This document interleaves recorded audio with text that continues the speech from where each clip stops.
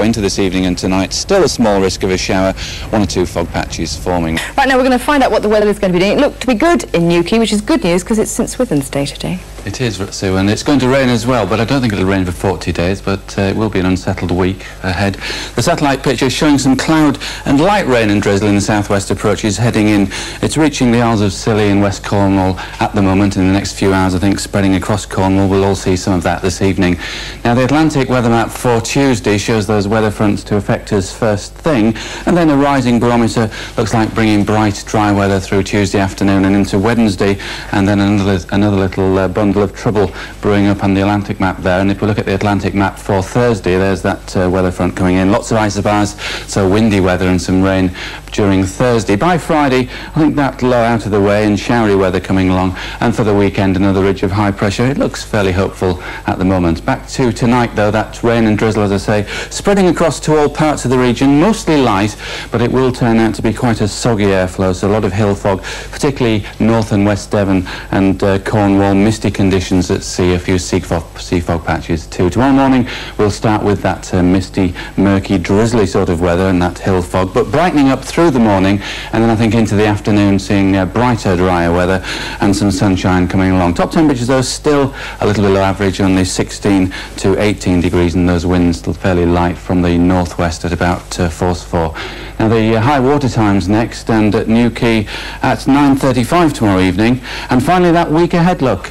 And it looks as though after that brighter weather arrives on Tuesday, Wednesday we're going to hang on to that bright weather, ridge of high pressure giving some spells of sunshine. On Thursday though, that wet and windy weather as that low comes in, and then on Friday showers. The weekend looks fairly optimistic at the moment, warm and sunny by Sunday. I wouldn't rely too heavily on that one, so take it with a pinch of salt at the moment. I don't know about you, but I see far too much traffic and find myself breathing too much carbon monoxide these days.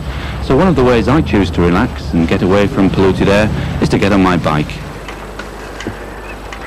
My chosen grass route is the old railway track between Wadebridge and Padstow, part of the Camel Trail, which runs for 17 miles down the Camel Valley from Pooley's Bridge between Bodmin and Camelford to the coast at Padstow.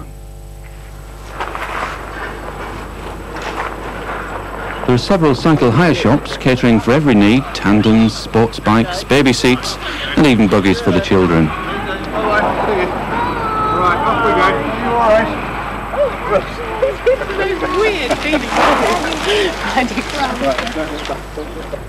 The daily or weekly hire charges are very reasonable. All the bikes are well maintained and ready to go. It's only 5.5 miles to Padstow, so you could even walk if you preferred. My travelling companion today is Marion Chanter, the project officer for the Camel Valley. In there, but not a great deal else does because of the tidal fluctuations. Yeah. That's always a problem. Clearly will probably have eggs at the moment. Yes, yes they will. There's the dog rose, beautiful flower on a hot summer's day, and loads of wet puddles to go through. Where are we now? We're about, coming up to a mile from Wadebridge, and as you can see it's really started to open out now into a wide estuary. It's beautiful. It must be quite an important place for the birds here. Very much so. Wintering waders need this vast expanse of mud and salt marsh, and it really is very important nationally for wintering waders such as curlew, dunlin, redshank and many others. How long would it be since the last train rumbled its way along to Padstow here? Well, I think it was the 60s.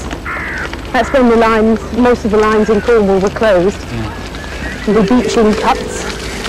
But the track stayed down for quite some time as, they're used for minerals, that sort of thing in many places. Was the line originally mainly for the minerals, or...? There was many passengers. You had it came from Waterloo, you could come down from London, from a smoky city, and certainly you could get on the train and then just a few hours later you'd be in the wonderful cool air, looking at the blue sea, the golden sand. It was a dream for the city dwellers.